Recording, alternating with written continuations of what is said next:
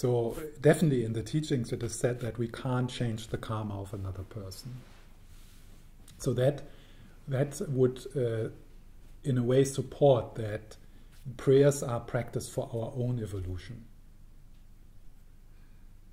Yeah? So that's one aspect of the answer. It's when you open your heart, when you include others in your practice, then you create,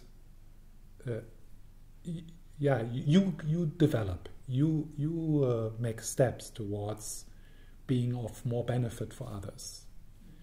So, and in that way, of course, you also benefit the other person. Maybe not right there in the moment, but let's say, I give you an example. Let's say you sitting at the bedside of one person who is dying, and this person is very close to you. So you make prayers, you practice Tonglen. Let's say you can't change the karma of that person. But through the prayers, you change the state of your own mind. Yeah? Because you connect with compassion, you connect with confidence, you start to see the Buddha nature in the other person. You bring the energy of the Buddha's teachings into the room. You bring the energy of the Dalai Lama into the room. So you lift your own mind, your own heart. Of course, right now, right there, it will affect the other person, because that's a common experience, that the state of our mind, the state of our heart, we affect each other. Like if we are tense, then it affects all the people around us. When we are more open, it affects the people around us. So even if we would see it that it does not have a direct effect on the karma on the other person, but your state of mind, your state of heart makes a difference in the world. Definitely it makes a difference to all the people which you are karmically connected with. But then there is another aspect on this. There is quite a lot of studies have been happening about the effects of prayer. And so looking into these studies, and when I was living in Nalanda Monastery, we were part of a worldwide study from Duke University in the United States. And they had a double-blind study.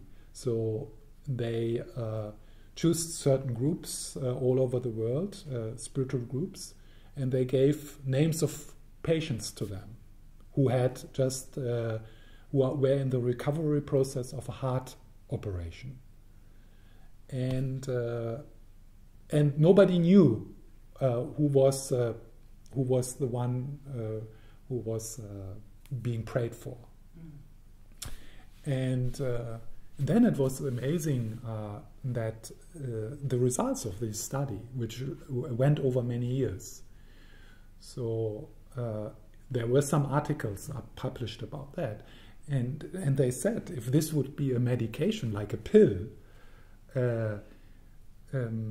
it would be like immediately produced and sold. Yeah, so the effect on of that of the prayers were more significant than many of the medications which are sold as the remedies of things. Yeah? Because in order for a medication to be sold as a remedy of things, it just needs to have some significant effect in studies. That's enough. So there is some books about and experiments and things like that about that. So it seems, and it makes sense, to explore the possibility that our mind is not localized, that our mind is not something which is like stuck in the brain and that's it. Yeah, and that's actually also something you can. There's so many stories and experience about connect like mothers and sons in war and things like that. So that our minds are connected. Our minds are connected. And if you change something in your mind, it affects the minds of others. And then there is another point to that. If you change your own karma, so that means you create more causes for happiness in your life by changing your own karma. Part of your life is your relationships. It's probably the most important part. We are social beings, so one of the most important part in our life is the relationship we have with others. To your own happiness, the happiness of your children and your husband and your neighbors is part of that. You understand what I say? Yeah. So if you lift like your happiness level, it's kind of you take with you the environment around you, because it's part of your happiness, it's part of the mandala of your life. If we use this idea of a mandala, the mandala of our life, like all our surroundings. So it is said in the Buddhist teachings, like a very pure practitioner, like a meditator in retreat, can lift the economy of the whole area, because even if he does not see anyone and he is not directly benefited from it, but because the whole environment, we are not isolated beings. So in an open system, we are an open system, connected, interconnected with everything. If you change one part of it, it affects the whole system. Yeah. So in that way, you can't change the karma of another person, but by changing your own karma through practicing, through prayer, you put positive energy into your system, into your family system, into the society, and so then you can lift the whole place. So prayers.